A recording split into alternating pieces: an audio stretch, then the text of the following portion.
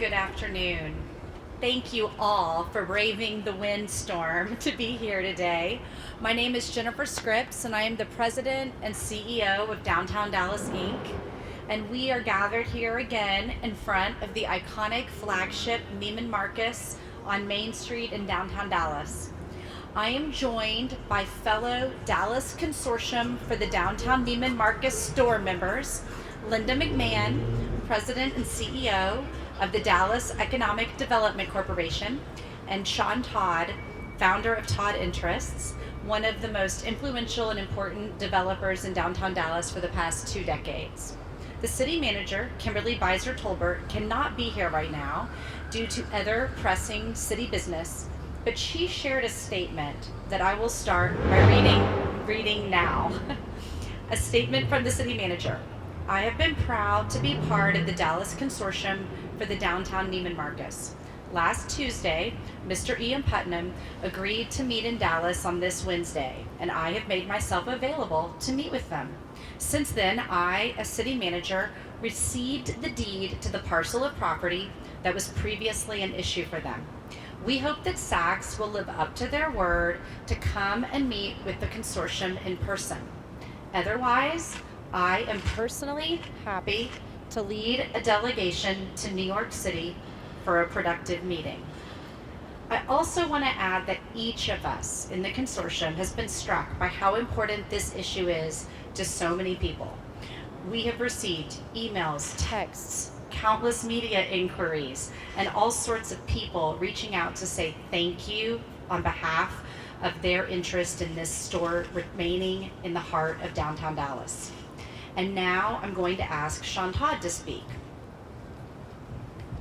Thank you, Jennifer, and good afternoon, everyone. I want to first reiterate something that Jennifer has said about Kimberly Tolbert, the city manager of the city of Dallas.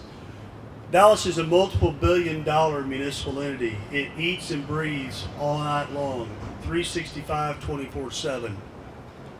8 days ago, the city manager stood here before you and expressed with all of this that this was an opportunity for Texans and for Dallas and not a problem. In less than 12 hours, the city manager brought to a conclusion which Neiman Marcus said had gone on for decades. She solved this in less than 24 hours. That's impressive. That's nimble, that's quick, and that says we care. It says we care about our city, and it says we care greatly about Neiman Marcus. I want to speak briefly to some questions that have been posed about this process. What the consortium has done is we've looked at the public statements expressed via the Dallas Morning News and other news outlets by 2 significant people. One being a spokesperson, unnamed, for Saks Global, and the other being by Saks Global's CEO, Mark Metrick.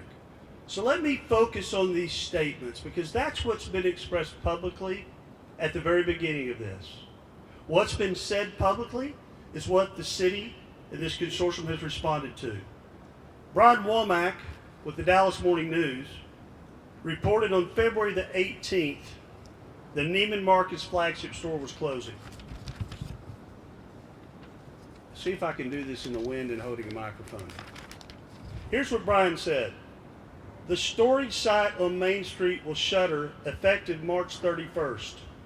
According to a statement from Saks Global, the owner of Neiman Marcus. Now listen to this. Despite years-long negotiations, it received a notice from a landlord terminating occupancy, forcing us to close, said the statement. Then a quote from Mark Metrick, the CEO of Global Saks. The shuttering is not a reflection of business performance and is not tied to the recent acquisition. According to an internal memo sent Tuesday to employees by Saks Global Operating Group CEO Mark Metrick, as acquired by the Dallas Morning News. Let's hit pause. That was not a surprise to any of us in Dallas. This magnificent store for decades has been the heartbeat, the lifeblood, the brain It's been everything to do with luxury retail around the world. It all started here in Texas for a retailer. We've seen the profitability. Billions of dollars have been invested in Dallas's remarkable transformation over the last 10 years in downtown Dallas, much of which has been the focus of people wanting to live here, dine here, establish their businesses here because of Neiman Marcus. So that was encouraging, because what Mr. Metrick said, and we'll give him the benefit, he just took over the acquisition of Neiman Marcus. Those of us that have seen this concur. This is a profitable store and it's working operationally. Mr. Metrick went further to say, Dallas is an important market for us. We remain highly committed to upholding Neiman Marcus' legacy. Actually, the store said that. Then one other very critical statement made by Mr. Metrick. We appreciate how much this location means to so many and are disappointed to be losing a piece of our history due to circumstances beyond our control. Metrick said, this includes the Zodiac Room, whose famous recipes will continue to inspire menus at other locations. Sachs went on to further say that a decades-long disagreement with a property owner and a termination of lease is what kept them from not continuing operations of this store. Well, I can assure you that as City Manager Talbert expressed yesterday and released yesterday by the city, that lease was donated with a massive philanthropic act by the Slaughter family and Steve Rogers, their representative.